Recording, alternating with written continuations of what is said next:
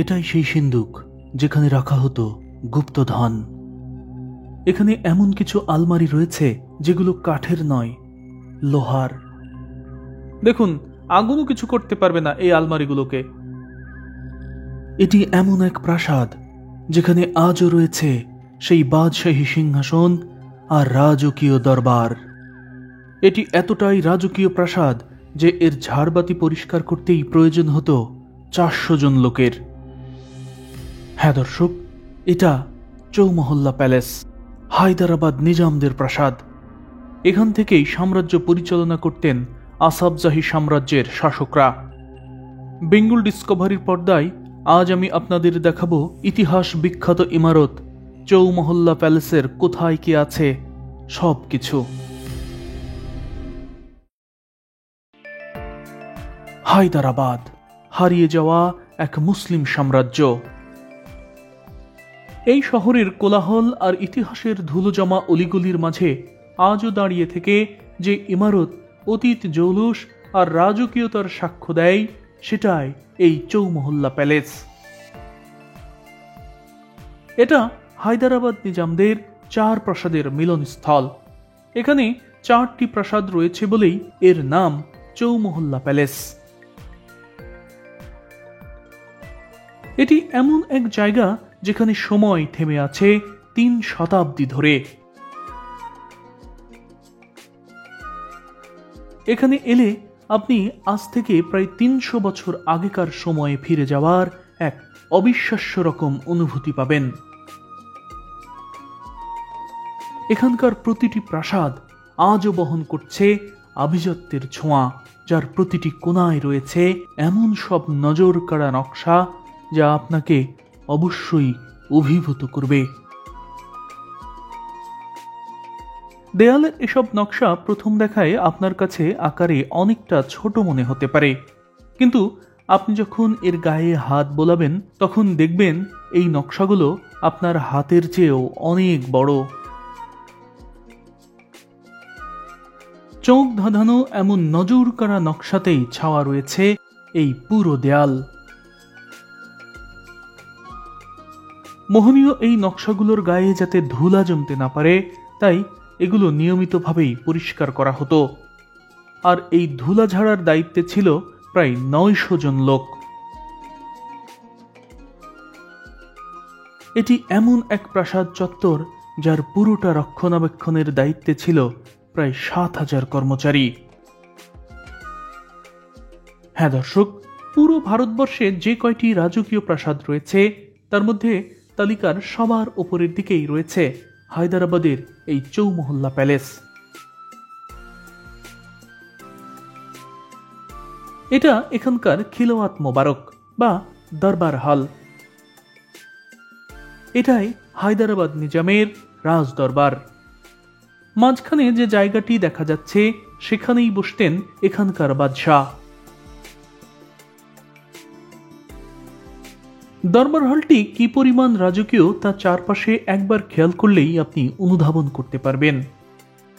এখানে যে বিশাল আকারের ঝাড়বাতিগুলো দেখা যাচ্ছে এগুলো সেই আমলের, সবই আনা হয়েছে বেলজিয়াম থেকে। দরবার হলে এই ধরনের 19টি ঝাড়বাতি এখনো রয়েছে। হ্যাঁ দর্শক, এটি এমন এক জায়গা যেখান থেকে দক্ষিণাত্যের রাজনীতি, কূটনীতি আর বিশ্বাসের জন্ম হতো, জারি হতো নতুন আদেশ, আর ভাগ্য ঠিক হতো পুরো হায়দ্রাবাদের। ওই সময় এখানে কিভাবে দরবার বসতো তা এই ছবিটির দিকে তাকালেই আপনি বুঝতে পারবেন, যেখানে স্পষ্ট দেখা যাচ্ছে মাঝখানের সিংহাসনে বসে আছেন নিজাম আর তার পাশে দাঁড়িয়ে রয়েছেন এখানকার সালার জং আর মন্ত্রীরা, রয়েছেন রাজ পরিবার এবং সাম্রাজ্যের অন্যরাও। এখানে মোট 4টি প্রধান প্রাসাদ রয়েছে। এখানকার দরবার হল বা খিলওয়াত মোবারকের পাশ দিয়ে সামনে এগিয়ে গেলেই আপনি পৌঁছে যাবেন এখানকার মূল চত্বরে।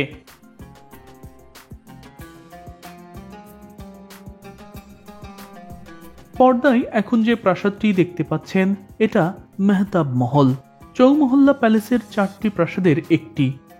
ভবনটি রাজপরিবারের গ্রন্থাগার বা লাইব্রেরি হিসেবে ব্যবহৃত হতো, যেখানে শুধু বই নয় বরং সংরক্ষিত থাকত প্রাচীন পাণ্ডুলিপি, ইতিহাস, প্রশাসনিক দলিল সহ সাম্রাজ্যের নানান নথি।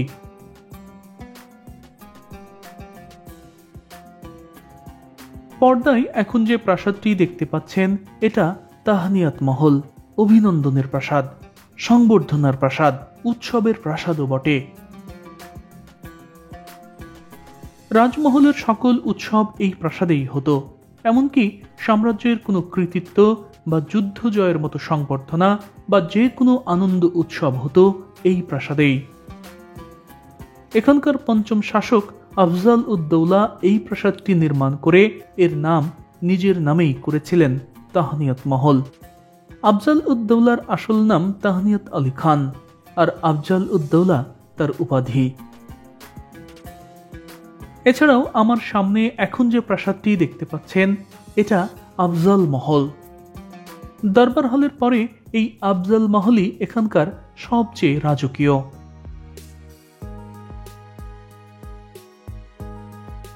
এই প্রাসাদটি তৈরি করা হয়েছিল দেশ বিদেশ থেকে আসা রাজা বাদশাহ কিংবা সরকার প্রধানদের সঙ্গে দ্বিপাক্ষিক বৈঠকের জন্য, অর্থাৎ মহলটি ছিল রাজকীয় অতিথিদের জন্য নির্ধারিত। আর এ কারণে দরবার হলের পর এখানে যে কয়টি প্রাসাদ রয়েছে তার মধ্যে সবচেয়ে রাজকীয়ভাবে সাজানো ছিল এই মহল। গ্রিক এবং নও ক্লাসিক্যাল স্থাপত্য শৈলীতে নির্মিত এই প্রাসাদে ব্যবহার করা হয়েছে অতি উচ্চমানের মার্বেল পাথর, যার গা জুড়ে রয়েছে সূক্ষ্ম কারুকাজ। এছাড়াও এখানে ওই আমলের লাগানো বেলজিয়াম ঝাড়বাতি, ইউরোপীয় আসবাবপত্র এবং রাজ পরিবারের বেশ কিছু মূল্যবান জিনিসপত্র আজও রয়েছে। কোনো কোনো বর্ণনায় পাওয়া যায় দামি মার্বেল পাথরে আচ্ছাদিত সুশোভিত এই মহলে একান্তে বিকেল কাটাতেন এখানকার নিজাম আর তার বেগম।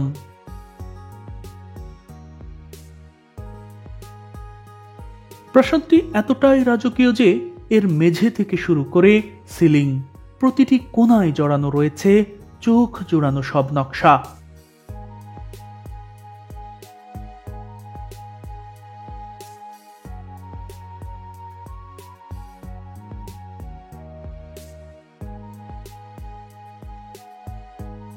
পর্দায় এখন যে প্রাসাদটির অন্দর দেখতে পাচ্ছেন এটা এখানকার জেনানা মহল, অর্থাৎ এটি প্রাসাদের নারীদের থাকার জায়গা, যেখানে নিজামের প্রধান বেগম, শাহজাদি এবং দাসীরা থাকত। প্রাসাদের এই অংশটি ওই সময় একটু আড়ালেই ছিল, এখানে পুরুষ লোকদের প্রবেশ ছিল একেবারে নিষিদ্ধ। নান্দনিক নকশায় মোড়ানো এই প্রাসাদ আগের মতো করেই সাজিয়ে রাখার চেষ্টা করা হয়েছে।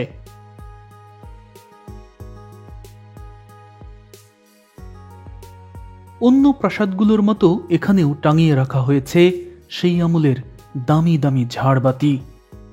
তবে এত রাজকীয়তার মধ্যেও এখানকার এই প্রাসাদগুলোর সাথে মিশে আছে বিশ্বাসঘাতকতা, স্বার্থবাদী আর কাপুরুষতার ইতিহাস।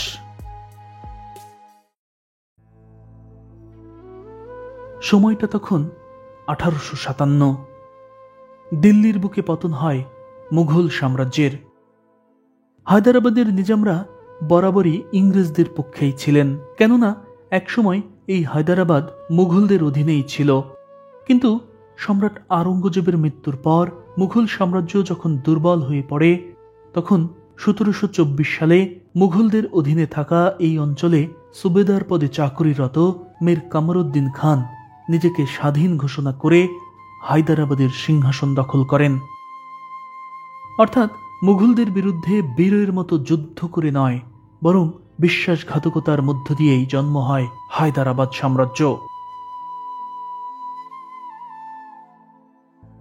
ওই ঘটনার পর মুঘলদের সাথে হায়দ্রাবাদ নিজামদের আর কোনোদিনই মিল হয়নি, বরং এখানকার নিজামরা বরাবরই ইংরেজদের পক্ষেই অবস্থান নিয়েছে।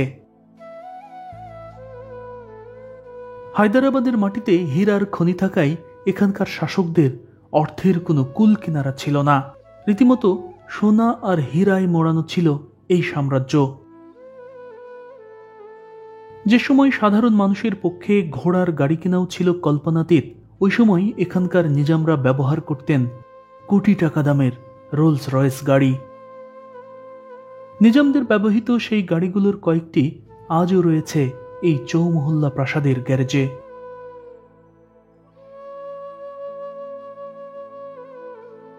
শুধু রোলস রয়েসই নয়, নিজামরা ব্যবহার করতেন হাম্বার, ডেইমলার, ন্যাপিয়ার, প্যাকার্ড এবং বেন্টলির মতো বিশ্ববিখ্যাত ব্র্যান্ডের বিলাসবহুল সব গাড়ি।